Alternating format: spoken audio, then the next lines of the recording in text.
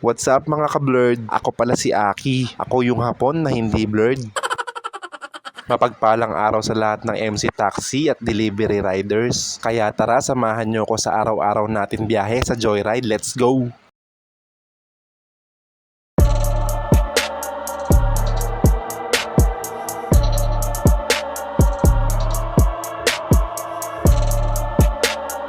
At dahil wala nga akong 360 camera, iniikot ko muna yung camera holder ko. Papunta nga pala ako sa bilihan ng shower cup. Dito lang naman to, malapit sa amin. 85 pesos lang, may shower cup ka na. Ipopromote ko na din yung FB account ni ma'am para kung sakaling mapapadaan kayo ng Valenzuela, pwede na kayo bumili dito. At maya-maya nga lang, pinasukan na tayo ng first booking natin. Dito nga lang yung pickup niyan, malapit sa BBB. Buti pa yung lugar namin, may BB. Ikaw, wala. Charis! Ang tagal mga paps, grabe. 5 minutes ago na yung huling text niya. Dumating ako rito, bali 10 minutes ago na guys. Mahigit. Drop off nga pala nito sa V Luna, Quezon City. Medyo nagmamadali nga daw dito si ma'am. Sabihin ko nga sana pinaghihintay niyo ako 15 minutes nga lang namin to binyahe at nakarating na rin kami sa drop off. JR Pay nga pala to, 168 pesos. At isang minuto nga lang yung pagitan, pinasukan din agad tayo ng second booking natin. From V Luna to Bagong Barrio. At dahil linggo nga ngayon, mabilis lang namin narating yung drop off. Hoy, unang tip natin. Balikan tayo ng tip guys.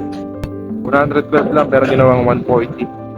Nagpakalayo-layo nga muna ako sa lugar na to at hindi nga ako nagkamali sa desisyon ko. Tama nga yung hula sa bolang kristal at pinasukan tayo ng pangatlo natin booking. Malaking tulong talaga pag meron kang top box, lalo na sa mga katulad kong walang gulay board. Ang pickup nga pala neto dito lang din sa may Bagong Barrio at ang drop off neto dito ulit sa may B Luna. Pinaglalaroan na naman ata ako ni Joyride. So ayun guys, may tip na naman tayo. Ginawang 150 ni ma'am yung fare natin.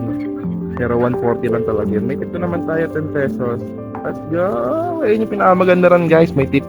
Kakadrop ko nga lang at bigla na naman tayong pinasukan ng booking. Ang swerte ko naman talaga ay ang pickup nga pala nito dito lang din sa may B Luna. Papunta nga tong Aurora Boulevard na malapit sa may Santa Mesa. Nagulat na nga lang ako dito at hindi kinuha ni sir yung sukli. 75 pesos lang yung fare niya kasi nakapromo to. May discount siyang 25 pesos. Pero binigyan niya ako ng 100k. May araw talaga na matumal at may araw din naman talaga na swerte. At bigla nga akong pinasukan ng booking while drinking my water. Ay pa English pa. Dito nga lang pala yung pickup niyan, sa likod ko lang. Medyo long ride nga pala to from Aurora Boulevard to Taguig dun sa may kampo ng mga sundalo. Congratulations nga pala kay sir. Ipagpatuloy mo lang yung mga pangarap mo sa buhay at ipaglaban ang bansang Pilipinas. Nakalimutan ko na kung magkano yung binayad niya dyan, basta sakto yun. Lipat mo na ang pwesto guys, walang booking dito. Doon ako banda lilipat sa bahay. Pakenli! Let's go! Papunta na dapat ako sa looban ng BGC niyan, pero bigla na naman tayong pinasukan ng booking at syempre pinasok ko na sa loob. Pumasok na pala ako sa loob.